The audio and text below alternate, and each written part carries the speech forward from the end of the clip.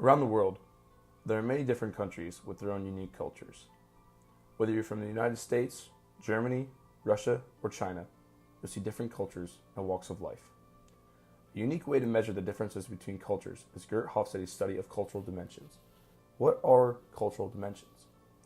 In the late 1960s, Geert Hofstede developed the cultural dimensions theory to measure certain aspects of each culture. The theory studies 6 aspects: power distance, individualism versus collectivism, masculinity versus femininity, uncertainty avoidance, long versus short-term orientation, and indulgence versus restraint. Along with creating the theory, Hofstede also developed a scoring system, measuring the scores of each country and their cultures. To begin, let's look at the individual definitions of each aspect using the ideas by the Hofstede Insights program. Power distance is the measure of hierarchy and inequality.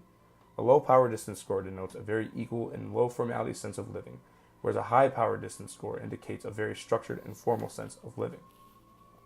Individualism versus collectivism measures how cohesive the culture is. The individualist culture is very I-centric and stresses the importance of the self.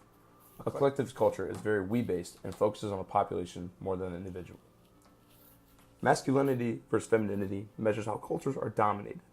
In a high masculinity culture, members are focused on competition, whether it be in wealth, materialistic items, or achievements.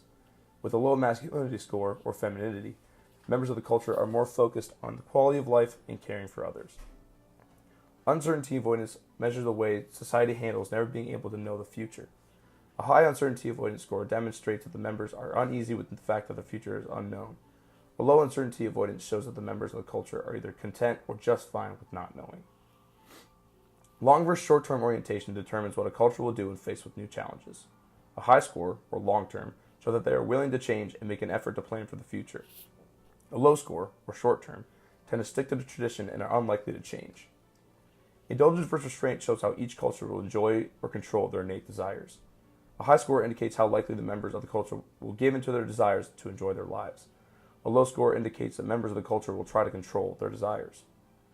Now, in this graph, we see the 6 aspects of cultural dimensions from these 4 countries: China, Germany, Russia, and the United States. As we can see, China and Russia have high power distance scores, indicating their structured and formal cultures, whereas Germany and the United States are very informal and equal. Regarding individualism, both the United States and Germany score high and are considered very individualistic, where Russia and China would be considered collective cultures. When it comes to masculinity versus femininity, we see that China, Germany, and the United States score high. Russia's score, being more feminine, is an interesting take due to their high formality. We also see that China and the United States score low in the uncertainty avoidance, demonstrating their content with not knowing the future. Germany and Russia's score, however, show that they are very uneasy about not knowing their future. In regards to long-term orientation, we see that China, Germany, and Russia score very high, but the US is still very rooted in tradition. And finally, we see China, Germany, and Russia's scores are very low when it comes to indulgence, but the United States scores very high. This is emblematic of the pride Americans take in spending their money and living as large as they do. So why is this information important? Understanding different aspects of each culture can help you understand the way their members live and why they act. In a day and age where traveling is becoming more and more popular, understanding cultural norms is crucial.